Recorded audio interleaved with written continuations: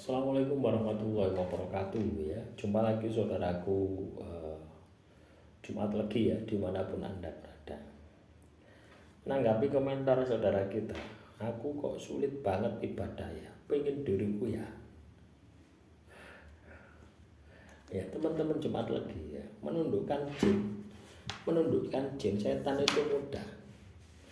Yang sulit itu menundukkan nafsumu sendiri gitu ya. Lo ya, kamu ibadah mbok pikir kamu ketempelan jin ya. Ya, titik-titik nyalano jin. Titik-titik nyalano setan.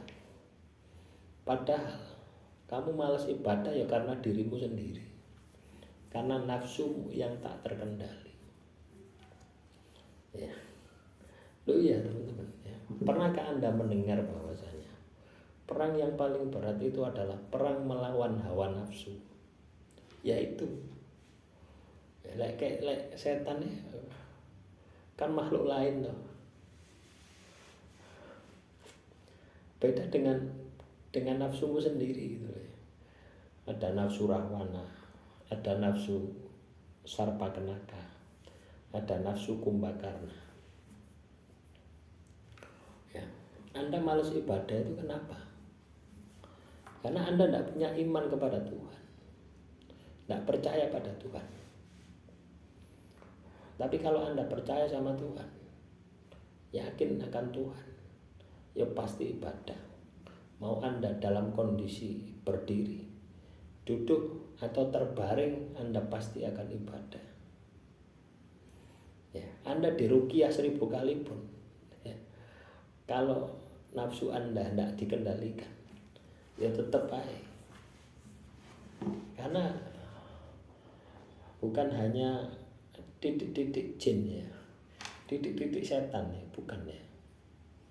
Tapi pada dasarnya ketika kamu malas ibadah, malas tirakat, malas berbuat baik, itu adalah nafsumu yang tak terkendali.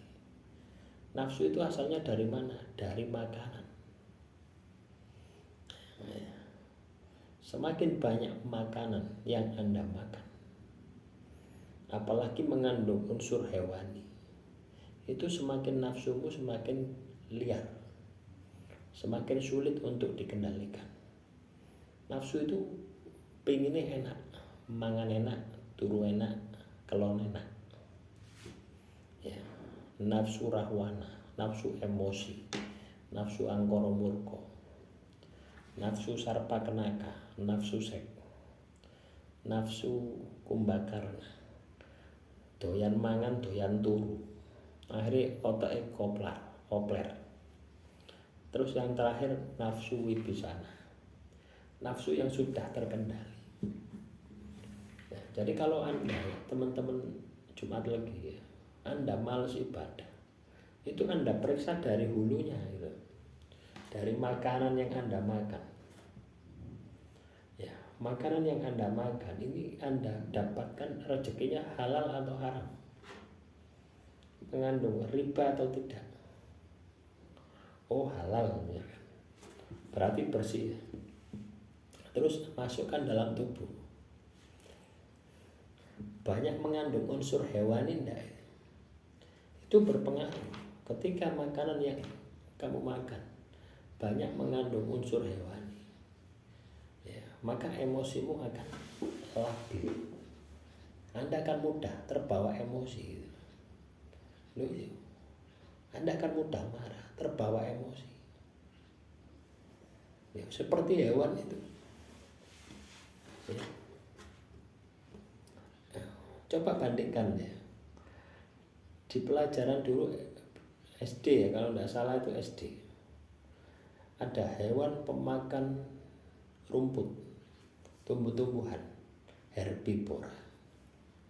Hewan pemakan daging, karnivora.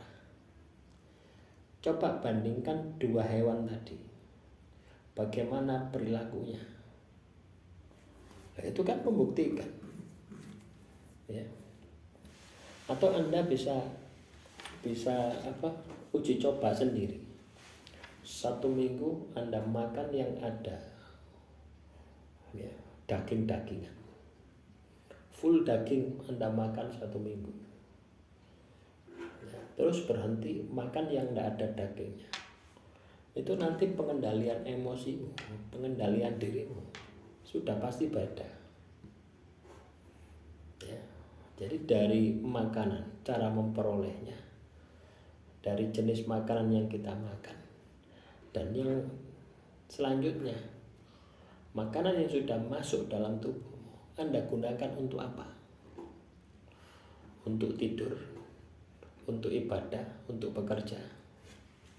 Ya layaknya manusia yang katakanlah benar ya.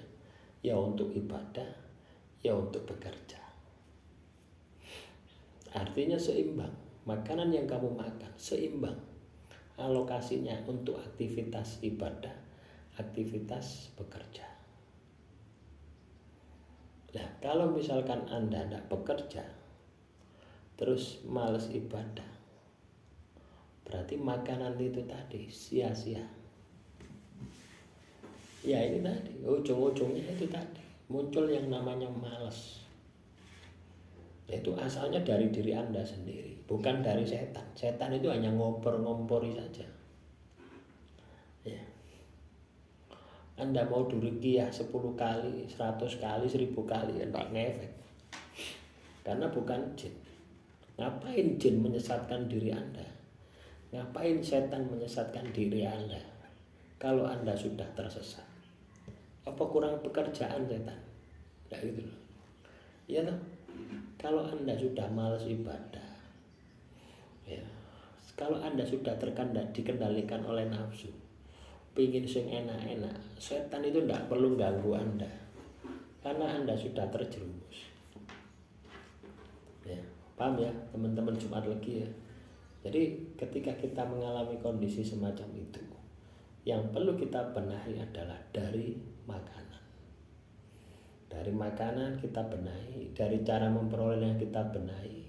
Terus ya, mulai melakukan pembersihan. Ya, kalau Anda muslim ya sholati, ya, sholat 5 waktu. Ya, terus untuk mengeluarkan kalau memang ada indikasi barang haram masuk dalam tubuhmu, mencemari pikiranmu, mencemari darahmu, mencemari tulangmu, mencemari dagingmu, gawin poso. Jadi caranya seperti itu. Ya, gawin poso, terus dimasukkan energi positif, baca kitab suci. Anda masukkan lagi zikir, sholat malam. Nah, terus seperti itu. Yang jelek dikeluarkan dengan puasa, tubuhmu dimasuki dengan energi positif, irit zikir, baca kitab suci. Nah, kalau sudah seperti itu, pasti tidak males ibadah, tidak perlu ruqyah. Ruqyah itu orang lain yang melakukan, akan lebih efektif ketika Anda yang melakukan sendiri. Ya, demikian yang bisa saya sampaikan. Ini sudah mau maghrib. Ya.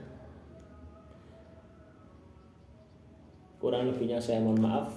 Akhirul kalam, wassalamualaikum warahmatullahi wabarakatuh. Kalau ada pertanyaan teman-teman Jumat Legi ya, tulis saja di kolom komentar. Salam rahayu, rahayu, rahayu.